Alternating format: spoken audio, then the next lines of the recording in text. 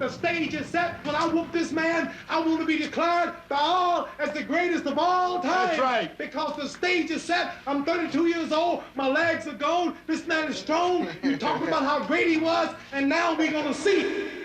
We are the champion and the #1 contender, so I'm pretty sure that it'll be a fight from the first bell to the ending bell. I predict that you'll be seeing a good fight.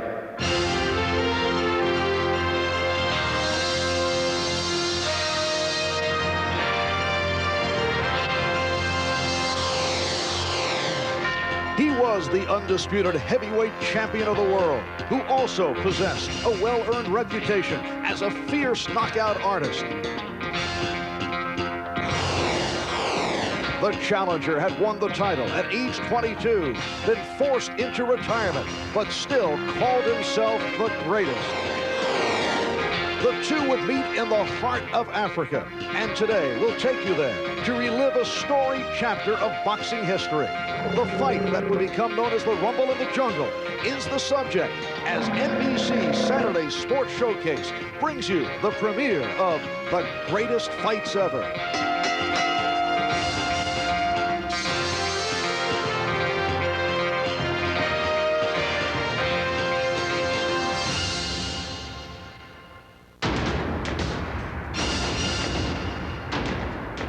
NBC Saturday Sports Showcase presents The Greatest Fights Ever. And now from Caesar's Palace in Las Vegas, here's Marv Albert and the fight doctor, Ferdy Pacheco. Today, Ferdy, it is the Rumble in the Jungle with George Foreman going against Muhammad Ali.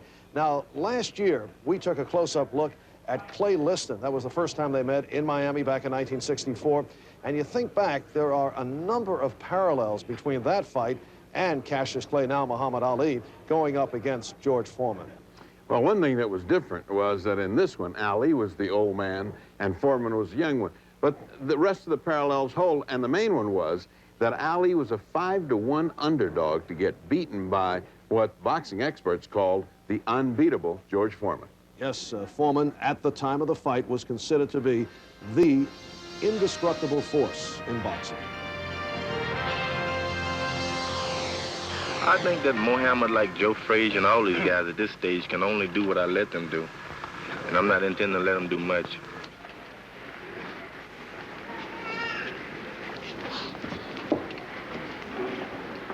Frazier's been battered in Foreman's corner.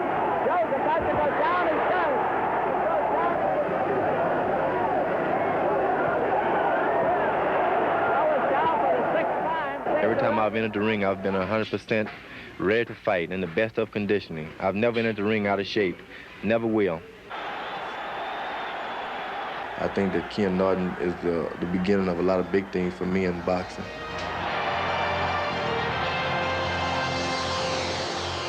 The whole world will have to bear witness that Muhammad Ali is the greatest of all time. They might be stopping it. That might be all, ladies and gentlemen. Get up there, Joe. Get up there. Get up in the ring. I still got the world. Joe, got the world. And Frazier gets in to nullify that attack.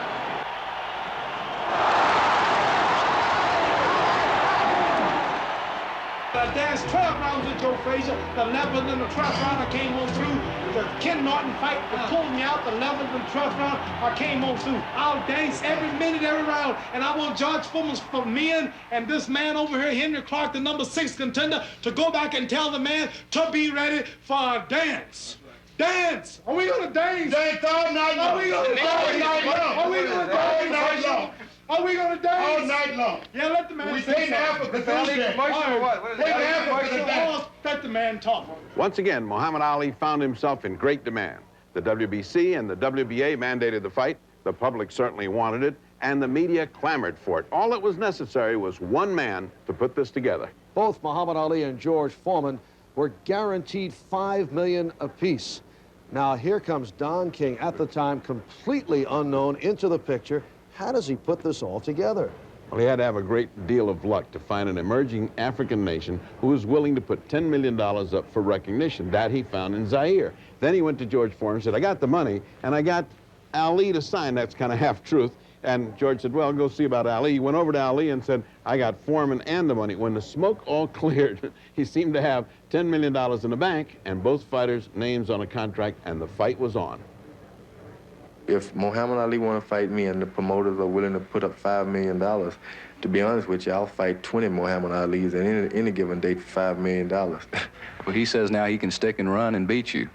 Well, he'll definitely have to do it to beat me, stick and run. I'm going to be running him through the jungle. With the unprecedented purse assured, Foreman marked the beginning of training for his third title defense by holding a picnic in California. A young reporter named Bryant Gumbo was there. George Foreman's training camp on the county fairgrounds in Pleasanton, California, is in a mineral display shed. While there's nothing impressive about the champion's surroundings, the champion himself is certainly impressive, working in a ring in which temperatures often exceed 100 degrees. His sparring sessions aren't just a training routine. They are instead intense efforts by sparring partners to simply survive a 3-minute round with a man whose punching power is frightening. It's this type of hard work that has George believing he's ready to defend his title against Muhammad Ali. I feel like I'm in the best of condition than I would have been able to fight a couple of weeks ago, I feel. Are your thoughts going against Ali? Have they changed from the time when you were going in against Frazier? Are you a little more confident now? I realize the things that I can do now, of course, because I've been doing them a lot more now. I realize that I'm a champion, and because I am a champion, it means that I've practiced hard, a lot harder than the other guys around. So I'm pretty well confident now that I can do all the things that I want to do. $5 million is what Foreman will be paid for this fight. Some say no fighter's effort is worth that much. But worth it or not, George Foreman is hard at work these days, earning his money, prepping for yet another fight of the century. Bryant Gumbel, NBC News, Pleasanton, California. As for the fight itself, discussion centered not on who would win, but on how much punishment Foreman would dish out. I'm not going to destroy him. There's nothing you can... This man has been talking since he started boxing. People have broke his jaw, knocked him out. One guy knocked his leg so far up in the air, I thought he was going to take off. And he got up and started talking. So there's no way I'm going to be able to stop him from talking. I'm not... Training back east, Ali stopped at nothing in an effort to steal some of the champion's spotlight. Ali, the entertainer, was having some difficulty figuring a new way to get a little more publicity for his upcoming bout with George Foreman. So he let the word go out that he might like to buy himself a helicopter, and then proceeded to get behind the controls of one at his training camp in Deer Lake, Pennsylvania. That got the expected attention. When the man who says he's the greatest spoke of his opponent, the voice was quiet but sure. He could tag me with one good shot, that's possible. But the odds are any wise man wouldn't bet on him. Rumble champ! Rumble champ! Ali is betting very heavily on not letting George Foreman tag him even once. He still feels he's the better boxer, is in better condition, and has the experience and skill to beat Foreman. Bill Morris, NBC News, Deer Lake, Pennsylvania. Ali even had a plan for dealing with the need to fight at 3 a.m. Zaire time in order to be seen live in the United States. I got a punch Kid Gavilan showed me called the Bolo Punch, which we're naming the Ghetto Whopper. How you do it, kid? Show me that, kid.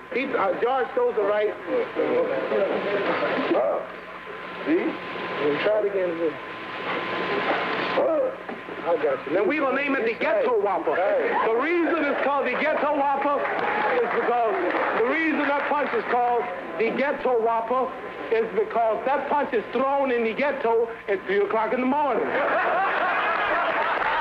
When I first started listening, hitting power didn't mean nothing because usually I fix it where they can't find nothing to hit. So I never worry about hitting power. So a man like George that comes out with those big... Mocking Foreman's punching style and questioning his stamina became a recurrent theme for Ali. Easy one on points. Round two, back out with the stick. Dancing, faking, using that reach, getting in a quick pops. I can do that quicker than him. He's more of a...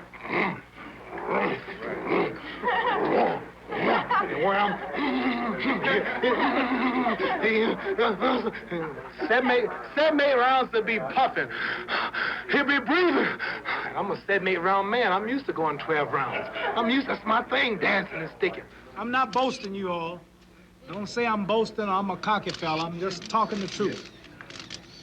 Because I know.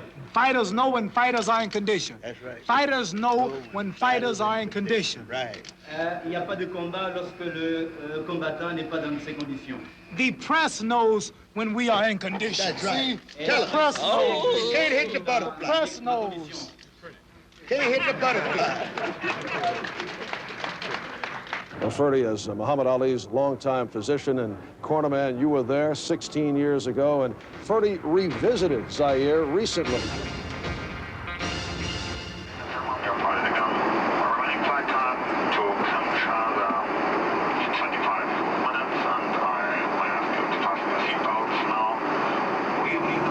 Among the many places I thought I'd never see again in my lifetime, Kinshasa, Zaire is really on the top of the list. Ali's done it to me again. He swats me on another foreign adventure.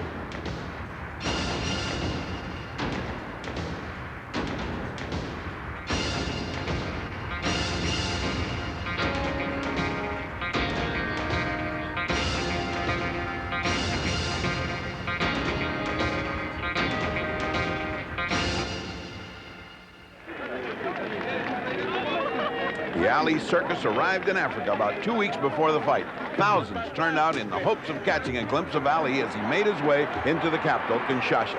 Both fighters were received by Zaire's president, Mobutu Sese Seko, who portrayed the big event as a gift to his people. We knew that the fight was going to be shown all over the world. It was going to put our country, the image of our country, in a very large public. Before the fight, we give many communication, many news, and the people now, they know Zaire. This fight occurred at the time of a great black awakening. Black is best, black is beautiful, and both camps felt a great affinity for the emerging third nation of Zaire from the third world. And in so showing this affinity for brotherhood, they dressed as they conceived the Africans would be dressed. Therefore, they came in dashikis off the airplane. They had large afros. And when they got off the plane ready to embrace their African brotherhood and bond in great black friendship, they found that the Africans did not dress as they anticipated, but they dressed as most Americans and Europeans dress. Of course, they didn't have a good idea about the African people, how they live, what they do, how they dress. But when they come here, they see. Having seen an unexpectedly modern Africa, the Foreman and Ali contingents had distinctly different visions of where they would be the most comfortable. While George Foreman was stuck in a downtown hotel, besieged by fans and media attention, Muhammad Ali, 40 miles away in the Celly, was nice and peaceful and quiet, luxuriating in these villas with a band of hardy men around him and the rest of the villas. The Ali Circus congregated here for one purpose alone: to get Ali to win the heavyweight championship of the world and take it away from George Foreman. Now, Ali had one particular advantage. He had brought Lana Shabazz, his own cook, with him and her vast supply of home cooking. Now, George Foreman was riddled with anxieties in his hotel, meanwhile, because he thought his food was being poisoned. A notion put there by the irrepressible Drew Bundini Brown, who lost no chance to tell the hotel staff that we were poisoning George Foreman's food. The vibrations are against him, the planets are against him, and already he lost the first 5 rounds. Right. Is that right? That's are we right. gonna dance? Gonna float like a butterfly and sting like a bee. Rumble, young man, rumble.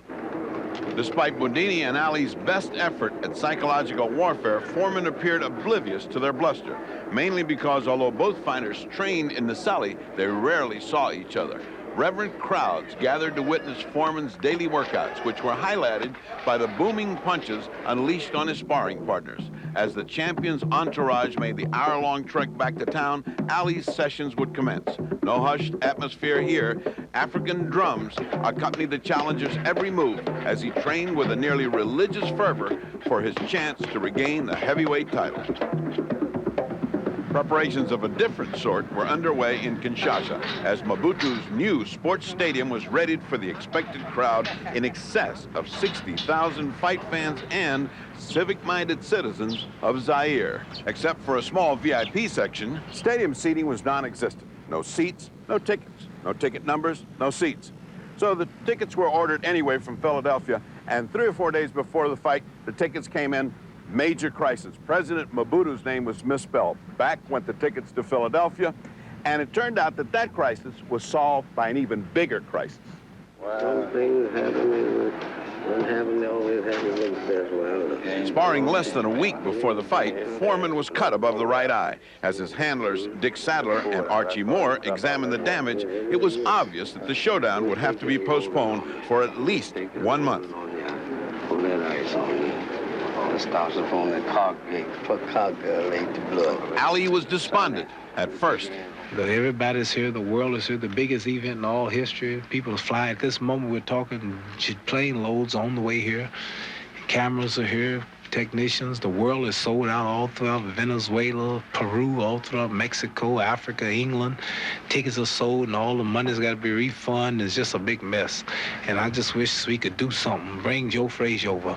We'll fight him, or we'll fight George. If the fight just stopped on the cut, and if the cut gets worsened, then we'll have a contract saying we'll have to fight again in 6 months. Let's do something to get this thing on. Ultimately, the month-long delay benefited Ali both physically and spiritually as he managed to take advantage of the extra time. More than anyone, Muhammad Ali seemed to sense and draw power from the location, from Africa, that he was close to his roots. Many evenings he would sit here on this walk by the Zaire River, seeming to draw strength from the river itself, from the primordial surroundings, and ramble on talking about what he was going to do to George Foreman, how the plan was going to develop, seemed to draw strength as the days went by. As the endless days after the cut went by, he got stronger and stronger as he ruminated with Angelo and his other companions as to what he was going to do to George Foreman when that fateful night came up. I'm gonna float like a butterfly and sting like a bee. George can't hit what his eyes can't see. Now you see me, now you don't. You think you will, but I know you won't. Very good. This is gonna be a good fight. I wanna say that plan to make this my last fight, and I'm gonna shock the whole world. I think it's befitting that I go out of boxing like I came in 10 years from the day I beat Sonny Liston, destroying another Sonny Liston who idolized Sonny Liston. He jumps ropes like Sonny Liston. He walks around with a stare at his sad face like Sonny Liston. He's awkward and slow, and he hits hard like Sonny Liston. And I think it's befitting that 1974 stage couldn't be set no better, that I retire this man just like I did Liston. Right. Thank you, Ali. Thank you, Angelo Dundee. Is that all the time I get? Okay. Thank you, Bandugabula and Big Don't do that to him. Don't do that to him. Get away. Gaining momentum, Ali even questioned the champion's desire to fight. I predict that whenever the fight is set, he might not show up. Et je suis sûr qu'avant que le combat ne soit prêt, il va disparaître. I just want all helicopters guarded, private boats, private jets entering this space. I want the airport. I'm serious. I want the president. I want all of you Zaireans to be on guard. Watch all strange boats slipping in that might take him out. Bus station. Watch the bus station. Oh. Watch everything. Watch the elephant caravans. He might sneak up an elephant. Watch everything. Please, Dick Sadler slick. And Archie Moore's quick. Everything moves. Watch everything moving, unidentified objects leaving Zaire. Please watch him closely. Let him interpret. Je voudrais que les Zaïrois soient plus près de George Foreman. The man won't out. The man won't out. However, with his cut healed, Foreman's confidence was also at full strength. Could be reported about is that I'm ready to fight, healthy, and if nothing happens between now and the day of the fight, there will be a fight on the 30th, and I'll be doing my best to win. And as evidence, everybody's seen what I do. I go out and try to do the same thing to everybody. I won't be trying to change tactics. He called me at the eve of the fight at 10 o'clock p.m. in his room. He had a big suite in the Intercontinental Hotel. And I went there to see him, and I asked him, "What's wrong, brother?" He said, "Bula, I want you to do something. So I would like you to organize, to invite also the British champion. What is his name again? Joe Bugner. Joe Bugner to come and say, I said, you want to fight the two the same day, the same night? He said, yes. I said, no, you cannot do it. I waited until the morning. Next morning, I went to see Ali. I said, Ali, man, you better be careful. Foreman settled for fighting Ali only, and fight night finally arrived, as did Zaire's moment in the sun, which actually took place around 3 a.m. local time. You know, boxing myths are born. When someone misinterprets a fact, then repeats it over and over and over again in the press, pretty soon it's accepted as fact. Let's explode one such myth. Angelo Dundee didn't loosen the ropes in Zaire. Right here on this spot, the ring in the middle of this football field had ropes that were sagging badly. When Angelo saw that, he went and got Bobby Goodman. They tried to tighten those ropes as much as they could. Finally, they got to the point where no matter how much they tightened, it would only still be sagging. He went into the dressing room, told Ali, hey, these ropes are loose. That's as good as we can do. And Ali said, well, we'll have to use that. It wasn't Angelo Dundee that was loosening the ropes. It was Muhammad Ali's fertile mind that created the rope-a-dope, which became the factor that won the fight for him. The ill-fitting ropes were just part of a most unusual setting, even by Ali's circus standards. Native African dancers filled the stadium floor just minutes before we made our way from the dressing room. Zaire had set a dramatic stage for the action to come. The one thing I learned upon my return to Africa was the fondness and accuracy with which the people of Kinshasa and Zaire remember Foreman and Ali in their epic fight. And why not? It established their country in international circles. And you spread the map of Africa before any American. He can point out Egypt, he can point out Libya, he can point out South Africa because of the conflicts, but he points out Zaire because of the rumble in the jungle. In a moment, we'll return for a further look at that fight, which the people here in Zaire call simply the greatest fight ever.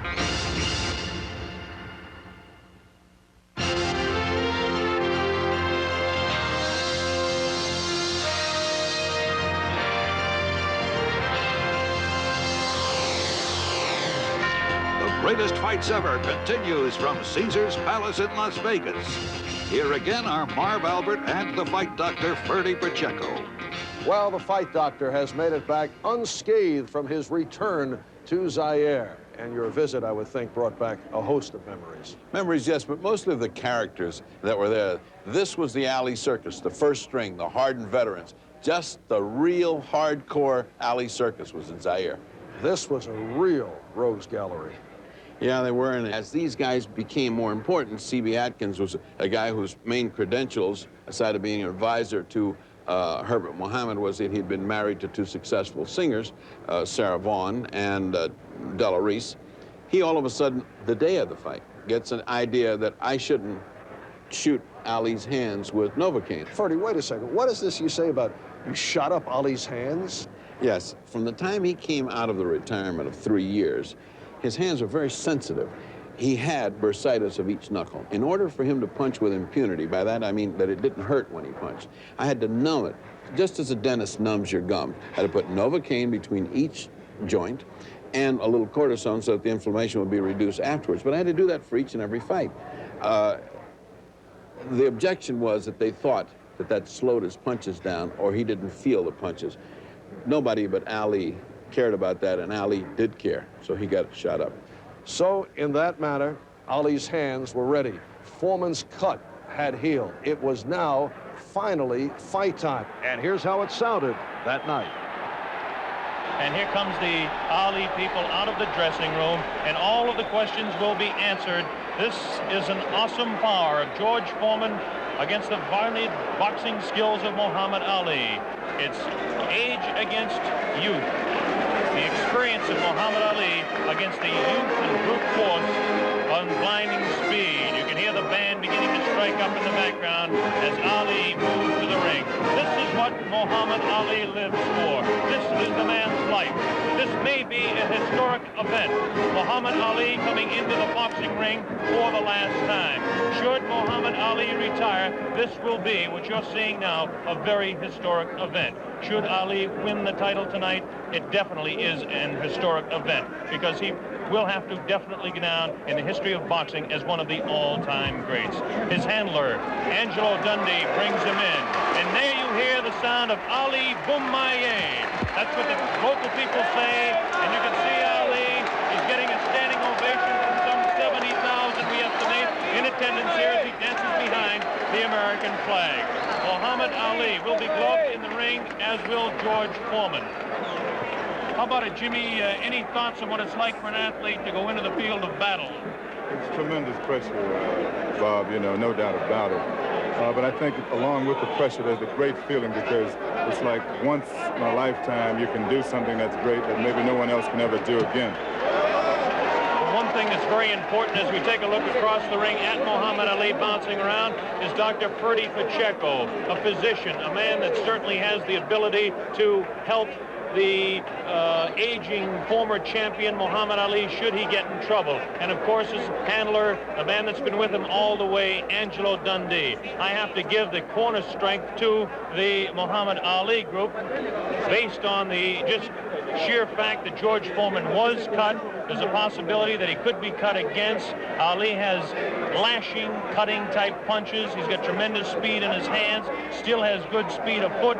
Just how much speed in this humidity, we just don't know. We are joined now by Muhammad Ali's longtime trainer, Angelo Dundee. And Angelo, with Muhammad Ali in this case being the challenger, most unusual situation. He is one who had not been accustomed to waiting for anyone in the ring. Were you bothered by that? What'd you say to him? Oh, you got to remember one thing.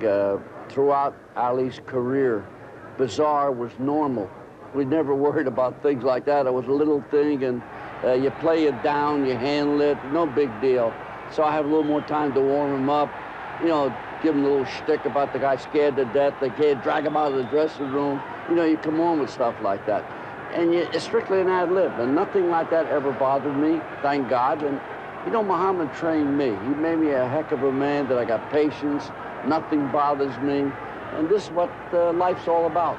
On the other hand, it could have bothered Foreman because he was back there, he was fretting, he was anxiety-ridden, they kept him back. He wanted to get started. He had two worries. He had two worries. He had that, and he had that rain cloud up above that was about ready to break, and we were about ready to get swamped. All I wanted him to do was just show up and not come out of the gym and say, oh my God, he cut himself in the dressing room. We got to wait another month for the fight. That would have bothered me a little bit. All right, we'll talk more with Angelo a little bit later on. When we come back, we'll hear from the legendary old mongoose, Archie Moore, who was in the corner of George Foreman that night. Still don't see any indication of George Foreman. Archie Moore was in George Foreman's corner that night. Archie, tell us about the long delay. Was that something planned, perhaps to psych Ali out? Yes, that was to break Ali's psych. Ali had held us up for some time, and then after he got into the ring, we decided to counteract that psych and make him wait a little bit, see how nervous he could get. You know, you've always been, I followed your career all along as master of psychology. You always had some gimmicks. In this fight, you had a black basket that was driving everybody crazy. What was in that black basket? Well, there was secrets of longevity and different things that I had garnered from an Australian Aborigine and years ago that I thought that might come in handy for Foreman if he would listen. So finally, Archie Moore, with his black basket and the rest of the George Foreman contingent, made their way to the ring. Now here comes the heavyweight champion of the world, George Foreman, jogging out. George Foreman decked out in his red robe, coming in with his people. Listen to the ovation that he's getting. I don't know whether I'm right or wrong on this, but it appears that Foreman's getting a little bit more of an ovation. Although, as we were saying, he came just in time, because I don't know whether you noticed there but at the beginning of Foreman entering, there were a few boos. People were beginning to resent the delay. Now the excitement of the big fight being about to begin is overwhelming that. But he really was timing it very tightly indeed. Well, there he is, the heavyweight champion of the world in there. Takes a look across the ring at Muhammad Ali. Look at Ali having a look right back. There is some clear booing. There is a little booing. There is a little booing. There definitely is. A little bit of booing. George Foreman in his red robe dancing around, casts a little glance across to Muhammad Ali. While Foreman was 6 years younger than Ali, the challenger had weighed in 3.5 pounds lighter than Foreman, and Ali had the slight reach advantage. And now both sought the psychological edge. Look at this now as they stare. Muhammad Ali beginning to talk to George Foreman. They're really putting the stare on each other. George Foreman has that serious look. Ali definitely talking to him. Look at the stare on George Foreman. Look at Ali give him the word. So the stage is set. We're just about ready to begin. Round one, the heavyweight championship of the world at stake. There can be no more pure form of sport than a heavyweight championship fight when two individuals, finely tuned athletes, climb into the ring. This time, the championship is at stake, and $5 million will be paid to both fighters. Ali ready, Foreman ready. We're waiting for the opening bell. The enthusiasm begins to mount here. One thing we want to look out for is just how fast this man, George Foreman, will open. As we mentioned, in his past several fights, he hasn't gone in the past 4 years beyond 2 rounds in any fight. Can Ali dance and stay away from him? Is George Foreman's thundering punches going to be too much for him? Is the left hook that is so devastating, the tremendous left hook, going to stop Ali? Here we go, Ali quickly across the round. Round one, Ali bouncing around, shifting left for right. George moves slow. Ali gets the first punch in, a light right hand taken on the forehead by George Foreman, the champion. Foreman moving slow, trying to stalk his man. Ali looks like he's ready to go here. He's not staying away. He's going after his man. Foreman comes in. Foreman a bit cautious in the first round, looking to drop that left hook.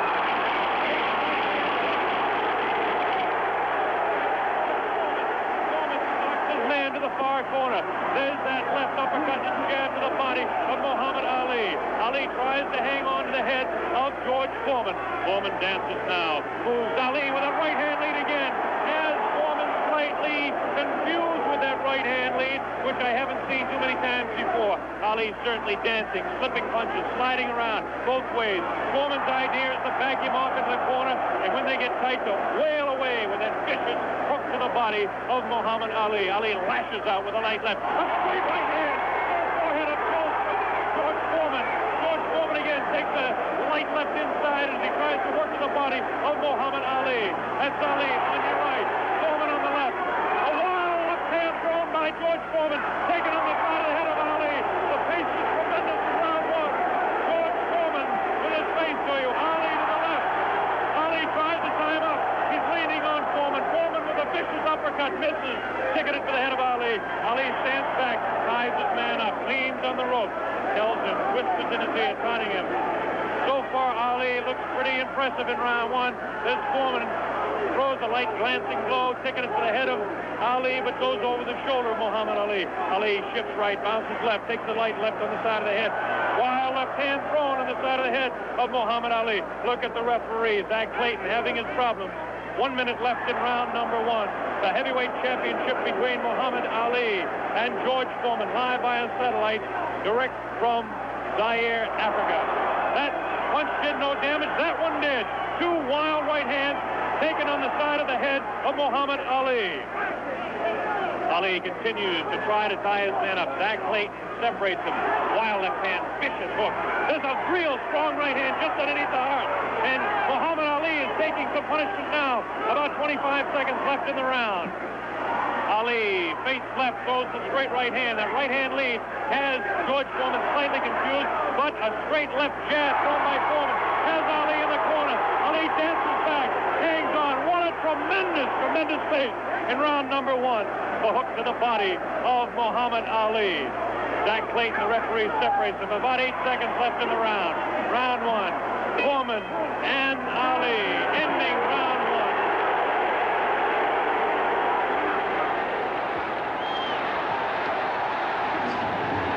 Was there too much headhunting by Foreman in that first round? Well, there was sufficient headhunting. Of course, when you're trying to knock a man down, you want to hit him on the jaw, in the head somewhere. And but I would believe that there was a bit too much headhunting. If you're going to go 15 rounds or 12 rounds or whatever the fight was limited to. What was the feeling in the corner after that first round? Were you satisfied with what took place? No, I wasn't. But I wasn't in a position to direct him, you see. Dick Sadler was his manager and doing the dictation.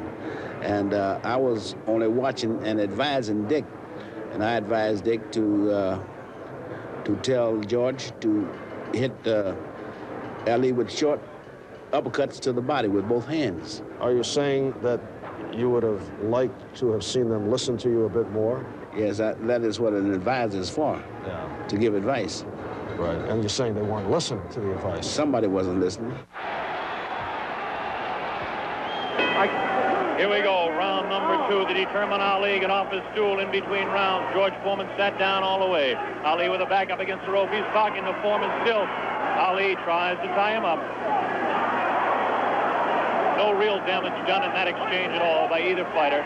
Round 2 just underway. That wild left hand that George Foreman throws is trying to get to Ali. I can't see any puffiness over the right eye of George Foreman at this point, although Ali has hit him on the button. Ali is definitely headhunting with his right hand lead. A good right hand taken on the left side of the jaw by Muhammad Ali, and there's those vicious hooks to the midsection of Ali. Ali has a tremendous strength through the midsection. George Foreman is headhunting himself. Ali tries to hang on. The pace not quite what it was in round 1. Ali backs up, leans out, takes advantage of the reach. Foreman tries to work the body. Neither one of those punches did any damage. None of those punches are doing any damage at all. None, absolutely none. There's a light flicking left hand to the face of George Foreman. Foreman pushing the head back of Ali, and Ali hangs on. This hanging on tactic is important for Muhammad Ali, who must take a breather now and then. Left hand, light left, taken on the chin of Ali. That wild left hand is not scoring, not getting through. Left jab right in the button, thrown by Ali. Another left jab. Ali showing his clinching speed as Foreman continues to wail at the body of Muhammad Ali. Another left hand on the right eye of George Foreman, the right eye that was cut in training. Still cannot see if it's puffy at all. George Foreman continues to stalk Ali, tries to get through with a straight left jab, an improved left jab. There's a vicious, awkward, but very powerful hooks with both hands. Left hooks, and what would really be a right cross is a hook for George Foreman. Misses the left hand. Ali inviting him to punch. Shows him the tremendous Ali slipping of punches as he twists the body to the side. Ali backs up and jabs as he backs up. About 45 seconds left in round 2. An even fight to this point. The pace is definitely slowed down in round 2. Oh, a great left hand. An over and under combination. The left hand and then the right on the jaw. Taken by the champion George Foreman. There's the left hand in the eye of Foreman. Ali scoring some punches here. These punches are not hurting him that he's taking on the side of the head. 30 seconds left in round 2. Look at Ali. Continues to talk and talk. Definitely serious. Tremendous combination by Muhammad Ali. The left hand and then that straight right to the jaw. He's trying to do the damage with the left jab, the lightning flicking left to the right eye of George Foreman. 10 seconds left in round number 2. Now he's pulling what he did against Joe Frazier. Shaking his head. No, no, he says. The left hand gets through again. There's the bell, ending round 2. Well, I think round 2 saw the birth of the rope-a-dope.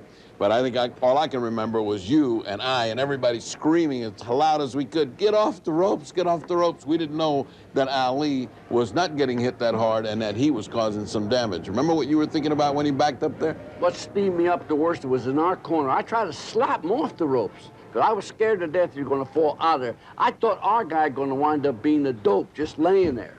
Why were the ropes so loose? Well, I'll tell you what happened. We tried to tighten them during the day. Actually fixed the ring. Bobby Goodman and I, who was doing the PR there for the fight, we went there during the day and tried to fix it. But they were 24-foot ropes for a 20-foot ring, so there was a little differentiation.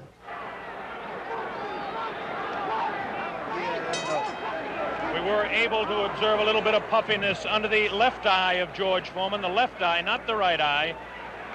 Oh, what a combination landed by Ali to the face of George Foreman. Round 3 just underway. Very even fight. I would have to score round 2 slightly in favor of Muhammad Ali. There's the left flicking in the face of George Foreman. George Foreman backing Ali to the ropes. There's the vicious left hook to the body. Misses the left again, the right to the body. Thrown by George Foreman. Ali is getting away with hanging on to the head of Foreman. Foreman will push and try to set up his punch. Watch him push. There's the right hand. When he pushes, he tries to do it off of that. That's his secret. Continues to work downstairs on Muhammad Ali. Round 3, very close, heavyweight championship fight. Ali on the left. Foreman misses the right hand. Ali scores with his own right. Foreman setting him up against the rope. What a vicious, fast combination by Ali. Ali definitely showing the hand speed in this fight. There's the chant, Ali Boumbaye. That means Ali, kill him, in the sporting sense, of course.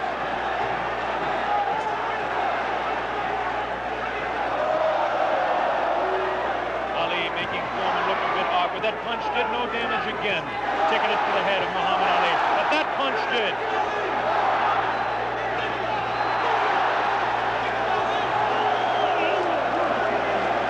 Look at him whispering in the ear of Foreman. Why he continues to taunt him. Ali's super confident. Foreman looks unusually slow with his hands. But look at this now. All of a sudden he opens up. 4 punches downstairs on Ali. Ali, of course, has protection around that area he was being hit by. Ali showing the ability to punch inside against George Foreman. Now the fighters move across the ring. A right hand lead by Foreman this time. Another right hand. A good right hand taken on the left side of the cheek, on the jaw of Muhammad Ali. That was the best punch so far for George Foreman. I don't know if you saw it, but it did spin the head around of Muhammad Ali. Have to say the heaviest punch so far was definitely landed by Foreman in that exchange. Ali trying to hang on. Might have been just stunned by that blow. Vicious right hand goes whistling by the nose of Ali. Ali continues to talk to George Foreman. Continues to talk, continues to taunt. 30 seconds left in round number 3. Foreman looking for his opening to unload that left hand underneath the heart of Ali and drop the right. There he goes to the right, but it just didn't land that time. Very even fight. 10 seconds left now in round 3. Ali showing his combination. The hand speed, left, left combination to the head of Foreman. Foreman again takes the right hand, right on the left side of the head. The bell ends round 3. Well, that third round showed the Ali corner that the rope-a-dope was really working. The hand speed of Ali was beginning to neutralize the devastating body punching of George Foreman. It became a surprise to Foreman. Foreman thought he'd get him out of there with just the body blows. And what happened? Ali was still there in the third round, and he looked fresh. And for George Foreman, this was certainly new territory as an efficient knockout specialist. It was very rare for a Foreman fight to go this far. And I talked about that and other matters with George when I visited with him at his Houston training camp.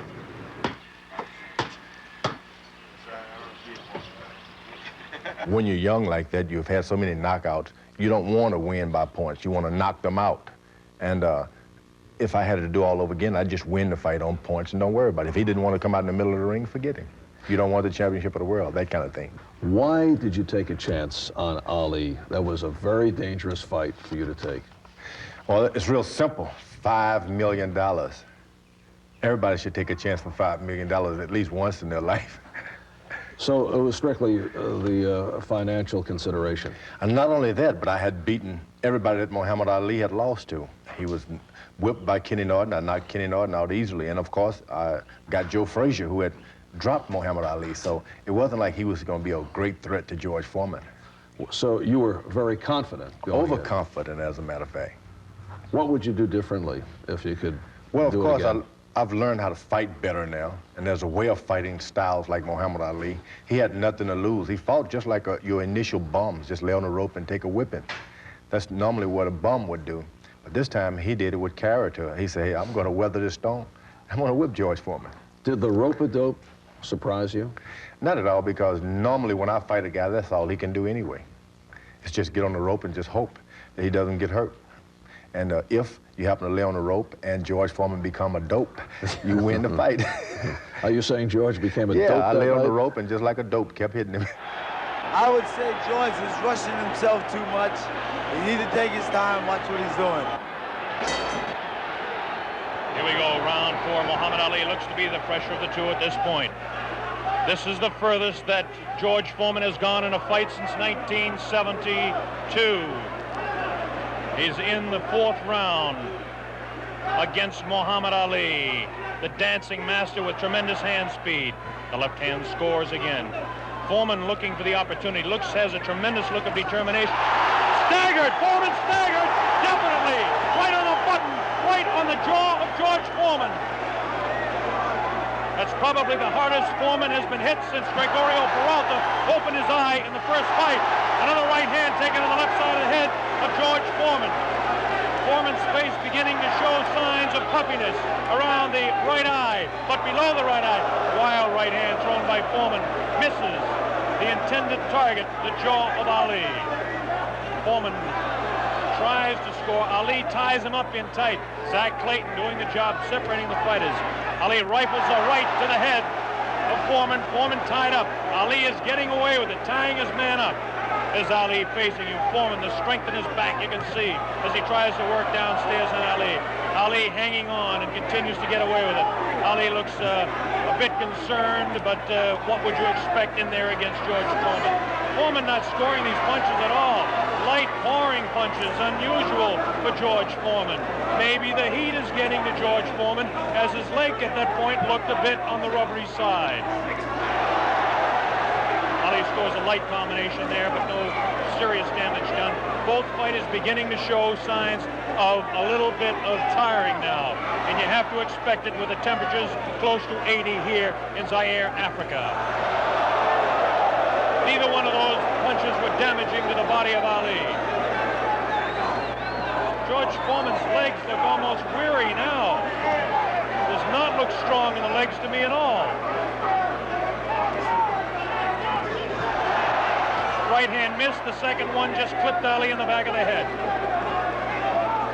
Muhammad Ali with that straight left hand. Now the left hook trying to catch the right eye of George Foreman, no doubt about it.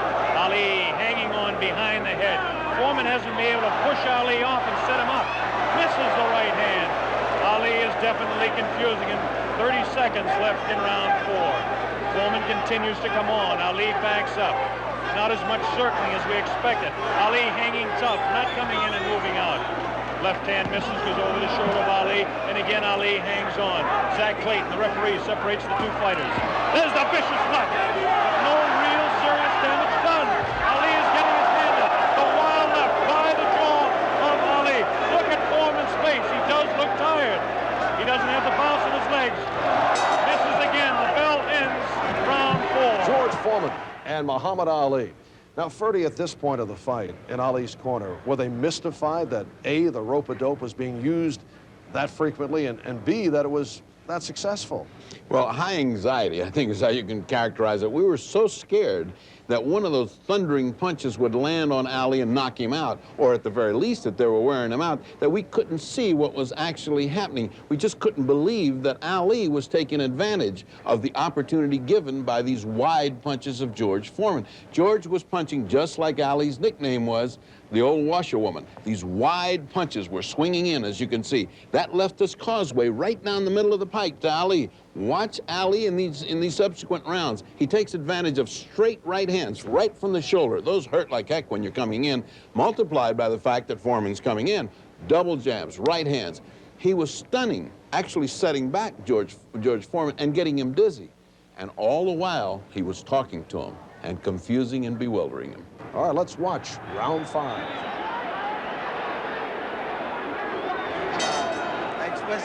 Here we go. The bell sounds. Round number 5. Ali stood through part of the round as he allows Foreman to back him up. Foreman scored a pretty good right hand that time to the body of Muhammad Ali. Ali's face showing no signs of being hit at all as he takes a light left hand. This is a straight left hand thrown by Ali. Face of Foreman beginning to look marked. No cuts, nobody's been down. We're in round 5. Foreman definitely has a puffy right eye.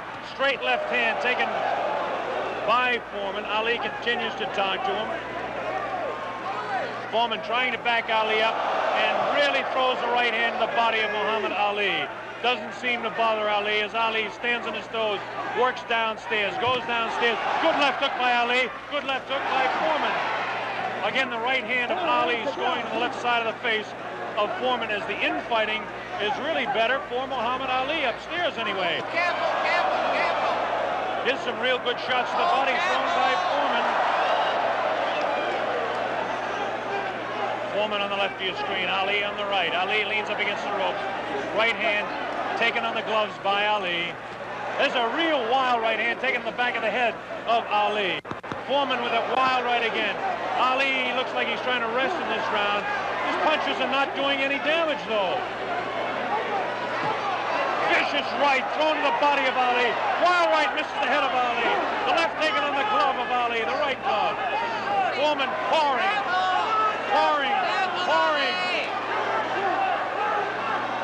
Foreman trying to set him up to the body. Ali does look tired now. Foreman seems to be coming back with more steam. Scores with a light right hand. 1 minute left in round 5. This is George Foreman's round all the way. Ali, this is a cruising round for him. Foreman wailing away, and Ali says, "Is that your best one?" Foreman just working the body, hasn't hit Ali except once to the face. Neither fighter has been down. Ali picks it up a little bit, about 40 seconds left in round number 5.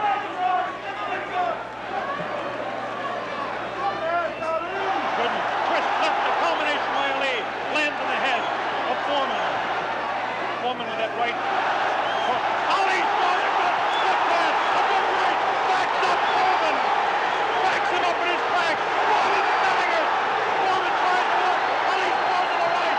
Foreman gets back to the left. Foreman hit again. Foreman has been hit 3 or 4 times. Misses a wild left hand. Ali showing tremendous strength. There's the blow. Ending round 5. By far the best round of the fight. What a terrific round. We're joined by the third man in the ring, Zach Clayton. Zach, you surprised that Ali went to the rope-a-dope as frequently as he did? I didn't have any idea of his being surprised by what he did, but I knew he had to do something to save himself from getting knocked out. Because of the flooring was very soft, it was like a padded ring. Aside from being a padded ring, it was a smaller ring than normally.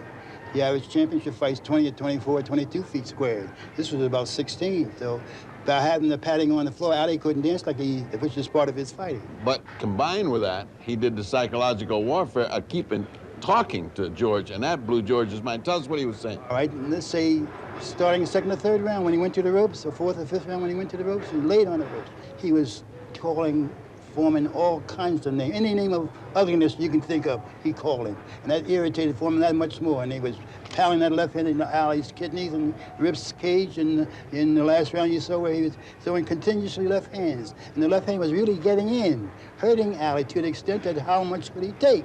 So he told Foreman, "Hey, Sam, what do you want to call him? Is that the hardest you can hit with that hand?"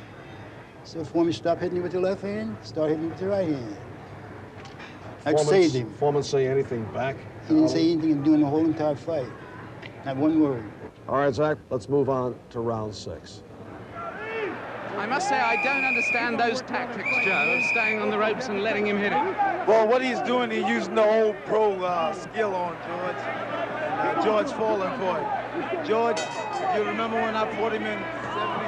Here we go with round number 6. There was some confusion in between rounds as officials and attendants are tightening up the ropes to prevent Ali from leaning back. And Angelo Dundee, the trainer of Ali, came racing across the ring and really did some yelling.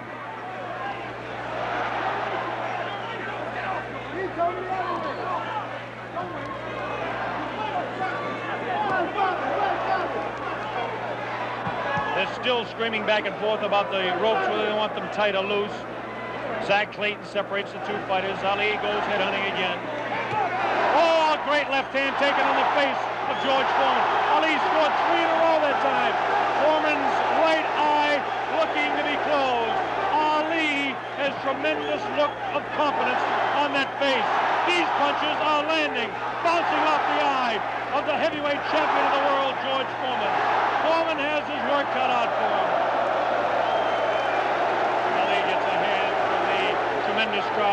20th of May Stadium. Now Ali backs up against the ropes, takes a low blow, not intended by George Foreman. Light left on the break by Ali. Foreman has no steam in any of those punches, and you don't need me to tell you that. Ali leans on him. Ali sits back on the ropes and tells Foreman to come in. Foreman looks like, well, a bit arm weary until that right hand is trying to set Ali up. Ali doing exactly what he's actually not supposed to do, leaning up against the ropes and taking the punches of the heavy-hitting George Foreman. Foreman doesn't really look to have that tremendous punch anymore, but I'm sure that when he gets a little respite here, as they're cruising a little bit now in round 6, that he'll be able to deliver the thundering, booming, rifling shots that he's capable of delivering at any time. A minute left in round 6. Muhammad is allowing Foreman to come in on him, inviting him in and counter-punching, inviting him in, talking to him. Angelo Dundee screaming from the corner, Ali, get off those ropes. But Ali continues to talk to Foreman. Straight left hand on the chin of George Foreman. Foreman paws in. He's looking for room to unload that right hand. 30 seconds left in the round. Now Ali squares away. Watch him box. He loves to put on combinations in the last few seconds of the round. Right hand misses. That right hand scored by Ali. Look at these combinations that Ali lands. The speed of Ali to this point has outclassed the strength and booming punches of Foreman. Neither fighter has been down. Round 6.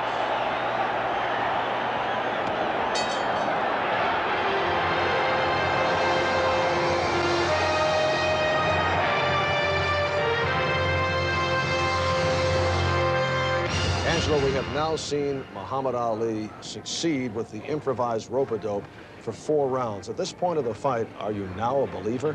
I was a believer, and I said I do believe because he convinced me that he immobilized George Foreman with a trick that nobody ever used before. Remember when he came back to the corner and said, Foreman's tired now. I'm going to play with him for a while. I said, please don't play. Get him out of there. Let's get it over with. Close the show. All right, let's move on now to round number 7. This man got experience, this man got a youth. It's all depends how you've been trained for him. And he's fighting smart, real smart. Yes, I'd hate to predict any fight, but my goodness, those people who said Foreman would win in a flash have certainly been proved wrong. Those people who said... Here we go, round number 7, and the fighters can't wait to get at each other. As this time, Big Foreman comes stalking across the ring, delivering some light hooks to the body of Ali that certainly are doing no problems or causing any problems to Muhammad Ali. Ali spins him around out of the corner now. Ali is definitely in command as far as the movement in the ring is concerned. Foreman looking for the opportunity to unload. The left hand again in the face of Foreman. Definitely Ali is scoring more punches than George Foreman.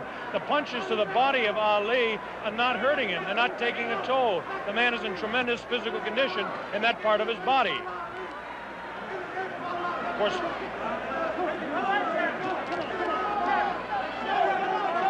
George Foreman tries to work again inside on Ali.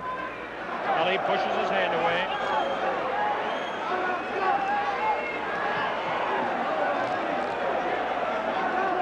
Ali ties up George Foreman. Foreman doesn't look to have that good bounce in his leg anymore. But of course, Foreman being the one-punch artist that he is, who knows what might happen as the rounds continue. We're in round number 7, midway through. Straight left and a good right hand taken on the side of the head. The tactic by Ali is to jab with the left, throw the right hand, and hang on. George Foreman, of course, famous for his booming punches. Foreman continues to come in on Ali. He wants Ali bad. It's just a matter of trying to set him up to deliver the real heavy blow. Ali rifles into the right hand.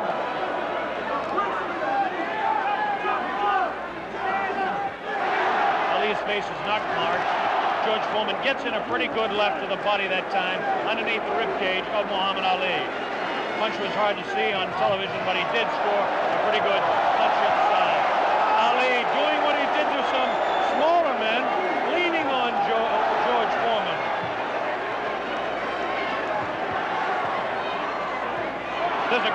uppercut thrown by Foreman. Best punch he's thrown in a couple of rounds. Ali hangs on. Both fighters beginning to show signs of being tired. 30 seconds left in this round 7. Very even fight. Hard to tell exactly who would be up in front, perhaps by a point, maybe 2, one way or the other. Looks like Ali could be out in front with the punches that he's scoring to the head of Foreman. Foreman tries to score some punches, definitely showing some fatigue in the waning seconds in round 7. Ali continues to talk. Foreman tries to deliver some shots to the body. The bell sounds, ending round 7. You know, I remember in that round you turned to me and you said, Foreman sleepwalking. I was wondering what you were talking about that. Well, he was walking. He had that look on himself. What am I doing here? He was like walking in the daze. My guy helped the daze naturally, snapping his head back with that jab. Foreman, on the other hand, just seemed to be toying away. No balance. Nothing. He was walking, his legs were together, and the strength of my fighter was predominant, the way he pushed him and shoved him and handled him.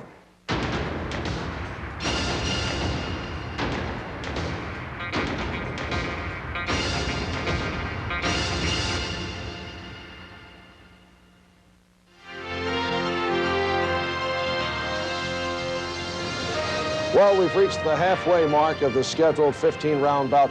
George Foreman, at this stage, looking a bit weary in recent fights, has not had to go this far. Archie, what was the thought in the corner at this point? Well, the thought in the corner I had garnered from watching the previous rounds was that I had seen what Ali was doing to George to make him tired by holding his head continuously down. And this was more tiring than anything that George had ever been into.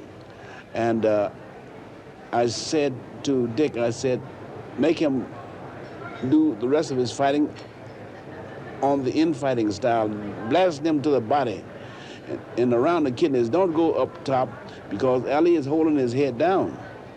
And Dick said, well, we don't seem like we can make him do anything now. So just let him fight his own fight. Well, we had good advice going because this man, Angelo Dundee, I could see him smile, I could see him tasting it. Ali said to him, you know, I'm getting tired, I better knock him out. Tell him how you got up on your horse. Hey, why don't you just do that? It might be a good thing, it'll help the situation out. And armed with that advice, let's watch Ali in round 8. Here we go, the bell sounds, round number 8, and an even fight here, live via satellite, a video techniques presentation worldwide. Ali working to the head of George Foreman. Ali scores again with a light left hand. That time a straight left, bounces the head back of Foreman. A quick, short jab with the right hand, bounces the head around of Foreman. Foreman looking to deliver the real heavy blows. Now he's bouncing better, almost falls out of the ring. Ali left that punch, twisted his body to the side, and the left hand went kind of over the shoulder. Ali bends him over. Zach Clayton right on the spot, the referee, chairman of the Pennsylvania State Boxing Commission. Ali, it seems to be, well, kind of going the way he wants. He's not dancing as much as we thought, but he seems able to control him. Now, some pretty good heavy right hand taken on the left side of the cheek by Ali. Good right hand thrown by Foreman that time. Again, for Foreman, it seems to be 1 or 2, maybe 3 good punches. That punch taken on the gloves, that one slips by the left ear, tries to go with that right uppercut that felled Kenny Norton. The left hand again thrown out by Foreman. Both fighters now very much more fatigued than they were a round or so ago. The heat is pretty high here, around 80 degrees. The humidity is probably 85 to 90. At age 32, Muhammad Ali is bouncing around pretty good for the 24-year-old Foreman, hanging pretty tough in there. Again, I caution you to look for the one punch that George Foreman can deliver at any time. This man is devastating, to say the least. These punches are not at this particular time. Tried to pull a sneaky right hand on Ali.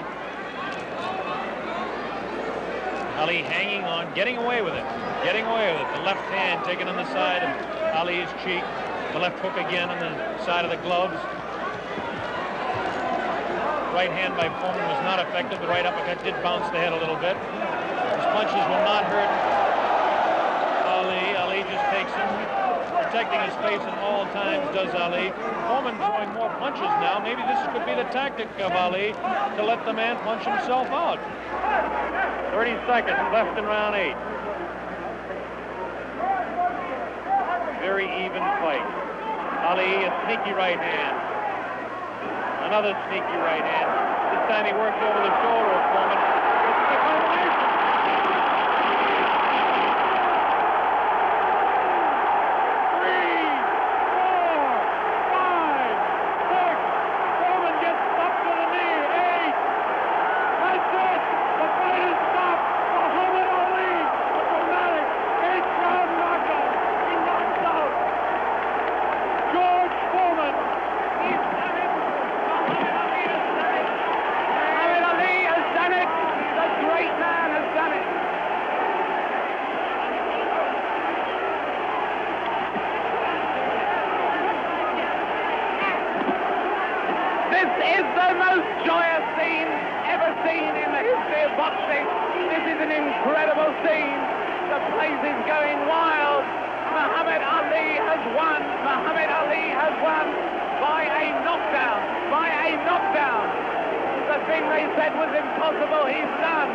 Archie, was the end of the fight a stunner to you, or did you see that coming?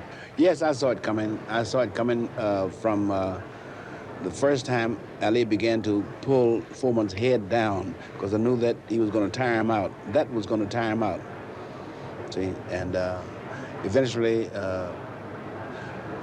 Foreman didn't catch on to how he could get loose from that, and Dick Sadler, his manager, didn't know how to tell him to get it loose from that, and Foreman couldn't have done it anyway, because Ali was too well rounded out in boxing knowledge to let any one thing worry him. He could have gone to something else. He was out boxing Foreman in every way that Foreman could look around. But still, did you think he was going to get counted out? I mean, counted out, because nobody had dropped George Foreman. No, I didn't really think that Ali could punch hard enough to knock George out, but he did. He did. I'll tell you one guy who wasn't surprised, that guy right there. Because when we came down the stairs, he said, this round he's going out. You expected it. I expected it. I thought George not going that type of distance a long time. He was treading in water, you know, never been in before. And the tank went dry. Now, the other thing that stopped George, a lot of people didn't realize, nobody knew the strength of Muhammad Ali. He was manhandling him, just like Archie said, grabbing him, and he emptied the guy's tank. He was dead right. That's what did the number. Angela, as we're watching this, you were saying, though, you were surprised that Foreman was not in good shape. Well, he was in good shape, but what happened, missing the shots that he missed, it drained him. See, when you miss a shot like that and you're winging, it takes more out of you than when you're nailing a guy with a shot. Especially when somebody's holding you down behind the neck, pulling you down. Try that sometimes, you know. I've tried it with him on several occasions. But it doesn't work with me react because, you know, I know how to break that up. Let me ask you something. Did you think that the count reached to 10? As we watched it here, the announcer was at 8 when the guy got up. I mean, was that fully 10? It might as well have reached 10, because if he had got up, then he would have been in jeopardy, because he might have gotten really seriously hurt.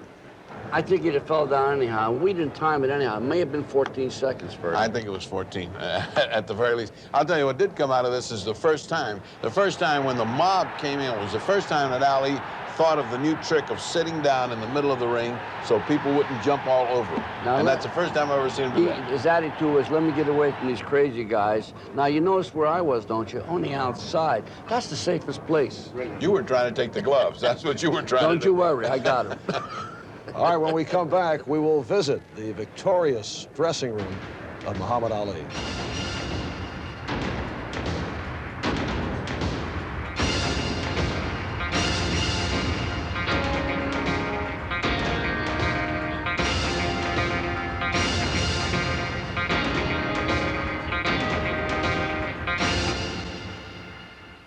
So Muhammad Ali had pulled it off. He had regained his world heavyweight title. But the best was yet to come, the final bows in the dressing room. Ferdy, you were on hand. What was the scene like in a jubilant dressing room area? First of all, you got to understand the dressing room was very small. It's extremely hot and humid. A rain cloud had just burst. The water was beginning to come in, and we were sitting in about ankle-deep water there when this wave of humanity came in. Pandemonium would have been an understatement. All of these people mixing in there, weeping, crying, laughing, and some Zairean police trying to impose order. Finally, they just gave up and they joined us. If you can picture a room of that many crazy people hollering at the top of their voice, then you know what it was like in that dressing room. Let's go back in time to that bizarre scene as it was seen around the world on closed-circuit television as hosted by David Frost. It wasn't a close fight, was it? No, it wasn't a close fight. No. Was it close before I knocked him out? No. You sucker. Wait. Is this on close? You tell. Is it live? Right now. Everybody stop talking now. Attention. I told you, all of my critics, I told you all that I was the greatest of all time when I beat Sonny Liston. I told you today I'm still the greatest of all time. Never again defeat me. Never again say that I'm going to be defeated. Never again make me the underdog until I'm about 50 years old. Right. Then you might get me. But I didn't dance. I didn't dance for a reason. I wanted to make him lose all his power. I kept telling him he had no punch. He couldn't hit. He's swinging like a sissy. He's missing. Let me see your box. I hadn't started dancing yet. You can't say my legs are gone. You can't say I was tired, because what happened? I didn't dance from the second round on. I stayed on the ropes. When I stay on the ropes, you think I'm doing bad. But I want all boxers to put this in a page of boxing. Staying on the ropes is a beautiful thing with a heavyweight when you make him shoot his best shots and you know he's not hitting you. I would have gave George Foreman 2 rounds of steady punching, because after that he was mine. Following the joy in the dressing room, we were all exhausted, mostly from relief and from the joy of having won the title. And we got in our cars. There was 3 or 4 cars, limos, and a bus, and we made our way back to Naselli. It began to rain very, very hard. You could barely see the sides of the road, and dawn came up. And as dawn came up and we began to notice on either side of the road, all the way, were natives, 2s and 3s and 4s, but all the way, and they were holding up their children. And most of them had palm fronds over their children or corrugated tin to protect them against the rain. And we began to realize that this meant an awful lot to them. What they wanted to see was just one fleeting, quick look at the new heavyweight champion of the world, Muhammad Ali. We have been looking at an event that took place 16 years ago, an event that captured the entire world of sports. Since then, Muhammad Ali and George Foreman have gone in distinctively opposite directions. Although no longer champion, still it was an upbeat George Foreman who stopped in New York on his way home from Africa, and reporters asked him about a possible rematch. Well, I hope he create interest, because I definitely want to fight him again. That just wasn't my night. Would you fight him differently in a return match? Well, I'd fight him in a rage, as I always do. I fight everybody in a rage. The fact that he never got a rematch nor another title shot may explain Foreman's recent return to the ring at age 42. There's no doubt in my mind now, and no doubt in anybody's mind, that George Foreman can become heavyweight champ of the world now. Now, am I going to be given an opportunity? That's the big question. I'm going to stay in the ring until I do get that opportunity. I'm not leaving out. I've heard questions about my age and all of that, and I know there are some barriers, but my age is not one. If I'm given the opportunity, I'm going to be heavyweight champ of the world. As Ali left Africa, he again spoke of retirement. They thought I was finished when Joe Frazier got me. They thought I was finished when Ken Norton got me. They thought I was finished when I was out of the draft for 3.5 years.